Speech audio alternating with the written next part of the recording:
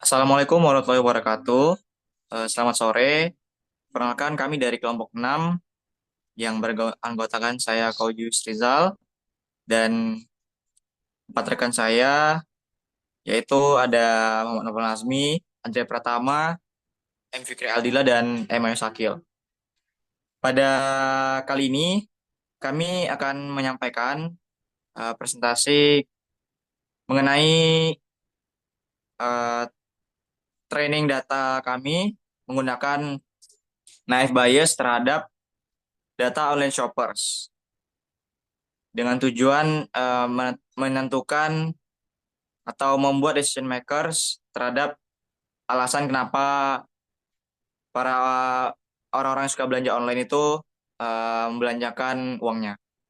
Jadi pada kali ini kami menggunakan data dari UC Irvine, yaitu dataset dari Machine Learning Repository atau suatu organisasi machine learning dengan judul Online Shoppers Purchasing Intention Dataset.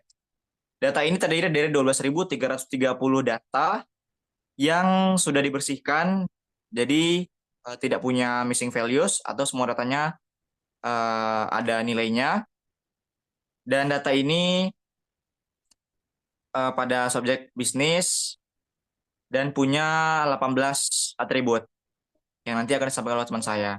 Kali ini kami menggunakan algoritma naive Bayes dikarenakan yang pertama sekali algoritma ini sederhana dan mudah diimplementasikan, cepat dan efisien, punya skalabilitas tinggi, dapat menangani data bernilai tinggi karena terdapat 12.000 data lebih, lalu tahan terhadap fitur tidak relevan, dan mudah diperbarui. Terus juga dengan iBias itu mempermudah segmentasi pelanggan dan mempermudah rekomendasi produk, skalabilitas big data. Namun pada algoritma naive Bayes kami itu terdapat sedikit ketidakcocokan, jadi kami menggunakan filter smooth. Untuk bagian selanjutnya akan dijelaskan oleh rekan saya. Selanjutnya, kita buka aplikasi WK.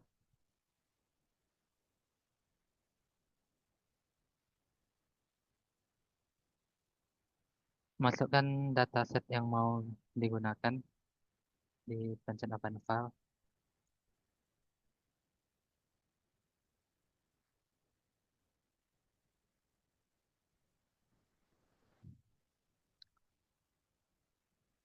Pada kasus dataset yang kami gunakan, perbandingan nilai pada atribut label sangat berbeda jauh, sehingga kami menggunakan filter mode agar model algoritma yang kami gunakan semakin akurat.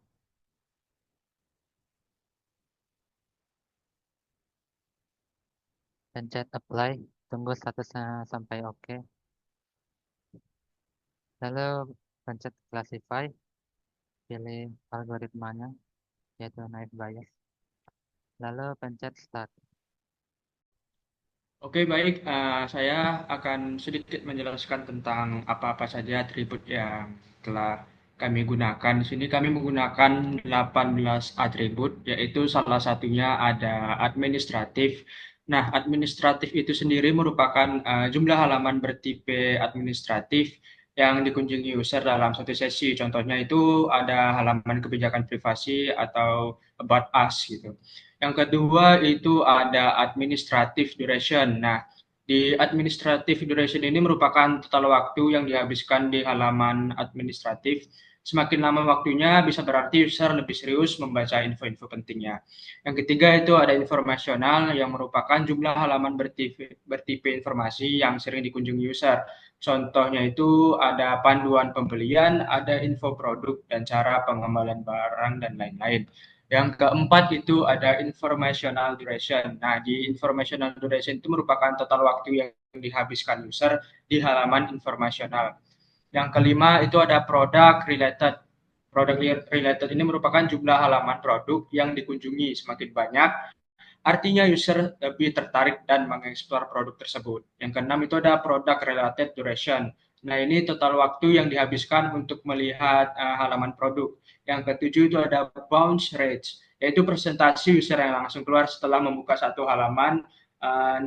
Misalnya itu nilainya tinggi, maka user nggak tertarik atau langsung pergi, langsung keluar dari halaman tersebut gitu tanpa mengeklik apa-apa lagi gitu. Yang kedelapan itu ada exit rate, yaitu persentase user yang mengakhiri sesi mereka di halaman tertentu. Bisa jadi mereka selesai berbelanja atau bosan ngecek-ngecek halaman atau nggak menemukan barang yang mereka ingin cari gitu. Yang kesembilan itu ada page values. Nah, rata-rata nilai atau nilai yang dikonversi dari halaman sebelum terjadi transaksi. Nah, semakin tinggi, halaman tersebut berkontribusi besar ke penjualannya. Yang ke-10 ada special day atau hari spesial, nilai antara 0 sampai 1 yang menunjukkan kedekatan waktu kunjungan dengan hari spesial. Contohnya itu ada hari Valentine, ada hari Ibu atau hari nasional lainnya gitu. Nah, contohnya itu kayak nilai dari datasetnya itu memberikan 0,8 berarti kunjungan terjadi dekat dengan hari spesial. Nah, potensinya itu merupakan transaksinya yang tinggi gitu. Nah, yang ke-11 itu ada month atau bulan gitu. Nah, bulan ini uh, merupakan user mengunjungi situs di bulan berapa gitu. Nah, di format ini biasanya ada Januari, Februari, Maret, dan lain-lainnya gitu. Yang ke-12 ada operating system, yaitu sistem operasi yang digunakan user saat mengakses website penjualan gitu. Contohnya ada Windows, ada MacBook, ada Mac, ada Linux atau lain-lain sistem operasi lainnya. Tergantung dengan kode-kode datasetnya ya. Yang 13 ada browser. Browser yang digunakan user saat mengakses. Misalnya yang sudah banyak kita ketahui itu banyak ya browser-browser yang mudah kita akses. Contohnya itu ada Chrome, ada Google, ada Firefox, ada Safari, ada dulu juga namanya Yahoo gitu. Nah, ini juga sama diwakili dengan angka atau kode. Yang ke-14 itu ada region. Nah, region ini merupakan wilayah geografis tempat user itu berasal. Misalnya kayak tergantung angkanya juga sih, angkanya itu ada satu misalnya itu mereka berada di benua Eropa atau dua benua Asia tergantung mappingnya. Selanjutnya itu 15 ada traffic type yang merupakan sumber traffic besar datang dari mana. Misalnya mereka mendapatkan website ini dari direct link atau Google Ads atau email sampai dan lain-lain dalam bentuk kode. Nah, yang 16 itu ada visitor type, merupakan pengunjung baru atau pengunjung yang kembali atau returning visitor. Ini penting karena returning visitor ini cenderung lebih niat untuk membeli barang yang ingin dia beli gitu. 17 ada weekend. Nah, apakah kunjungannya terjadi saat akhir pekan atau tidak? Nah, jika iya, misalnya pelanggan mengunjungi situsnya itu di hari Sabtu atau di hari Minggu di weekend ya, maka itu nilai dari datasetnya itu akan true. Dan jika di hari Senin atau Selasa atau hari biasa, maka berbentuk false. Yang ke-18 itu ada revenue, ini adalah label atau target. Ya, jika user melakukan transaksi pembelian, maka nilainya itu berbentuk true. Jika tidak, maka nilainya itu berbentuk false. Nah, mungkin sekian saja yang dapat saya sampaikan tentang atribut. Selanjutnya akan dijelaskan oleh rekan saya. Baik, untuk text option yang kami gunakan yaitu menggunakan cross validation. Yang dimana cross validation ini akan membagi data menjadi 10 bagian yang sama besar. Yang dimana 90% data tersebut digunakan sebagai data latih dan 10% datanya digunakan sebagai data uji. Dan hal ini akan diulangi sebanyak 10 kali dengan merotasi data yang digunakan sehingga memperoleh hasil evaluasi yang stabil dan juga untuk meminimalisir adanya kesalahan perhitungan evaluasi performa jika hanya dilakukan dalam sekali pengujian. Setelah memilih test option cross validation false 10, PK kemudian menampilkan hasil berupa statistik dari setiap atribut. Statistik ini digunakan oleh NavBias untuk menghitung probabilitas dalam proses klasifikasi, yang dimana WK akan menampilkan nilai berupa false dan true. Yang dimana false merujuk kepada pengunjung yang tidak melakukan pembelian, dan true merujuk kepada pengunjung yang melakukan pembelian. Hal ini bertujuan untuk menghitung keterkaitan masing-masing atribut terhadap kelas target, yaitu revenue. Selanjutnya akan dijelaskan oleh rekan saya, Nova. Selanjutnya yaitu evaluasi dari model algoritma naive Bayes. Yang pertama, correctly classified instance sebesar 76,51%. Artinya sekitar 3/4 data berhasil diprediksi dengan benar oleh model. Incorrectly classified instance sebesar 23,49% menunjukkan masih ada sekitar 1/4 data yang diprediksi salah. Kappa statistik sebesar 0,4841. Nilai ini tergolong sedang, menandakan model belum terlalu kuat tapi juga tidak buruk. Mean absolute error sebesar 0,2791 dan mean squared error sebesar 0,432 menunjukkan tingkat kesalahan prediksi yang cukup baik. Relative absolute error 71,13% dan relative squared error 97,5274% juga menunjukkan model masih memiliki error relatif tinggi dibanding baseline sederhana. Total number of instance yaitu 14.238. Ini berbeda dari yang disebutkan sebelumnya, yaitu 12.330 dikarenakan penggunaan filter mode. Untuk metrik evaluasi model selanjutnya, secara keseluruhan kita lihat dari bagian weight average-nya. Yang pertama itu precision sebesar 81,6%, menunjukkan bahwa mayoritas prediksi positif yang dibuat oleh model memang benar, sehingga model ini cukup andal dalam meminimalkan false positif. Recall sebesar 76,5%, berarti model mampu menangkap sebagian besar kasus positif dengan baik. F-measure di angka 77,7% mempresentasikan keseimbangan antara precision dan recall. Nilai ini menunjukkan bahwa model memiliki kinerja yang cukup stabil secara umum. MCC atau Matthew Correlation Coefficient sebesar 0,507 menandakan korelasi sedang antara prediksi dan label aktual. ROC area 0,845 memperlihatkan bahwa model cukup baik dalam membedakan antara dua kelas. PRC area 0,857 juga tinggi, yang menunjukkan model tetap mampu mempertahankan precision yang baik bahkan saat recall naik. Selanjutnya yaitu matrix confusion. Dari matriks ini terlihat bahwa 7.785 instance yang sebenarnya kelas false dan berhasil diprediksi dengan benar sebagai false. 2.637 instance yang sebenarnya kelas false tetapi diprediksi salah sebagai true. 707 instance yang sebenarnya kelas true tetapi diprediksi salah sebagai false. 3.109 instance yang sebenarnya kelas true dan berhasil diprediksi dengan benar sebagai true. Oke. Baik, selanjutnya ada visualisasi margin curve. Nah, apa itu margin curve? Margin curve adalah visualisasi grafik yang menunjukkan margin klasifikasi dari setiap data yang ada di dalam dataset, alias seberapa yakin model yang dilatih dalam menebak kelas suatu data. Nah, di margin curve terdapat dua garis. Yang pertama itu ada garis X yang artinya margin. Ini adalah nilai margin klasifikasi, yang artinya prediksi benar dan prediksi salah. Nilainya berkisar dari min 1 hingga 1. Nilai min 1 yang mengartikan bahwa model sangat yakin, tetapi hasilnya salah. Sedangkan nilai 1 artinya model sangat yakin dan prediksinya itu benar. Selanjutnya itu ada angka 0 di tengah-tengah yang artinya prediksinya bisa jadi benar ataupun salah. Yang kedua itu ada garis X ataupun garis kumulatif ataupun norm. Ini menunjukkan jumlah kumulatif dalam atribut yang memiliki margin dengan nilai tertentu. Dengan kata lain, melihat seberapa banyak data yang diklasifikasi dengan margin tertentu ataupun lebih kecil. Nah, di tampilan grafik terdapat dua warna.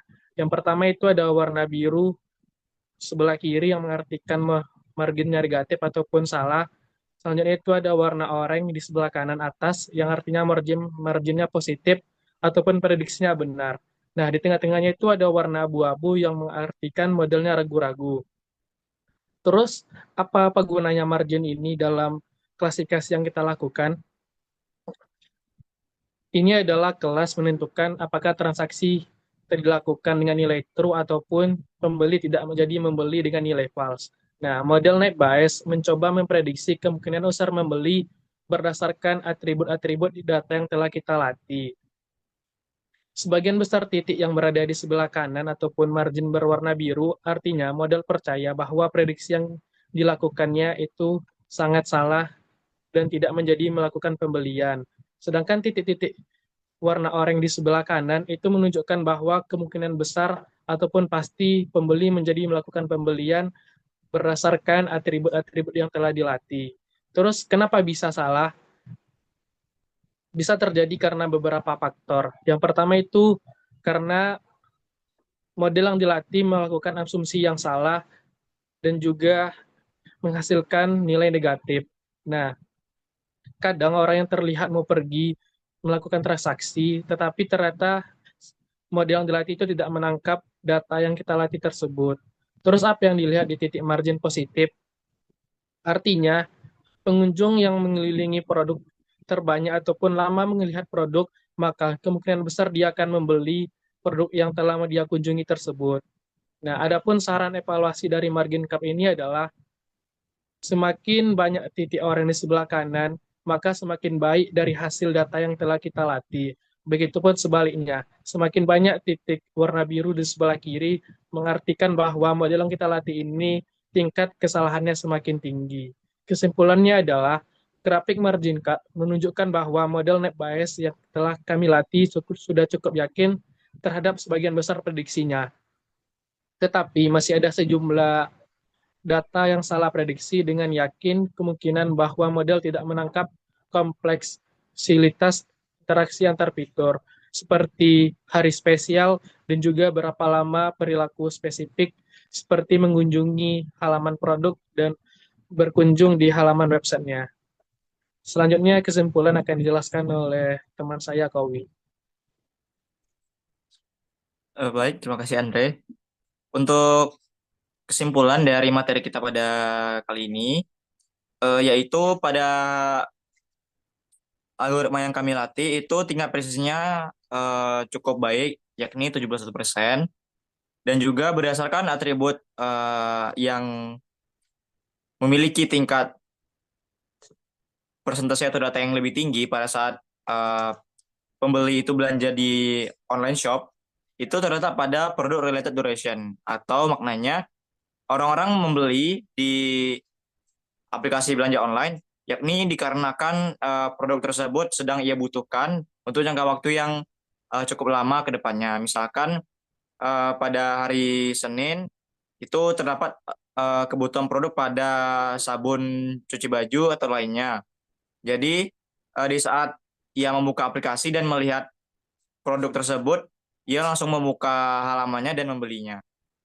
Untuk tingkat datanya terdapat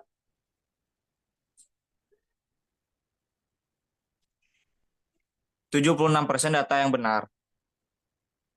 Lalu apa gunanya melatih algoritma ini? Yakni seperti yang kita sampaikan tadi, untuk melatih decision making pada penjual atau juga pada aplikasi belanja online, sehingga ketika ingin mengembangkan produknya ataupun aplikasinya dapat diketahui kebiasaan-kebiasaan yang condong ditentukan atau dilakukan oleh orang-orang yang belanja online. Baiklah, mungkin sekian yang dapat kami sampaikan. Semoga dapat bermanfaat dan dapat kita gunakan dalam kehidupan sehari-hari. Lebih dan kurangnya mohon maaf. Terima kasih banyak atas perhatiannya. Assalamualaikum warahmatullahi wabarakatuh.